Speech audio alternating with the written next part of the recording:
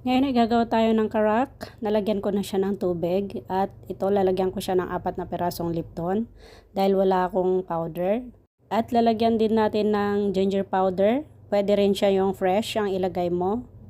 Konti lang din, tansyahin lang kung gaano karami yung tubig at lalagyan ko din na siya ng cardamom powder. Pwede rin yung buo na cardamom at lalagyan ko siya ng 1.5 sugar, white sugar. And then lalagyan natin siya ng pulang sugar, yan ang pampalasa. At lalagyan din natin ng isang bote na rainbow milk. Kahit anong iba pwede, pero para sa akin kasi mas masarap yung rainbow milk. Pwede rin yung fresh milk. At ipapakulo na natin guys, ito na. Pakuluan lang ng pakuluan para mas masarap yung lasa. At pwede na natin siyang inumin. Charan!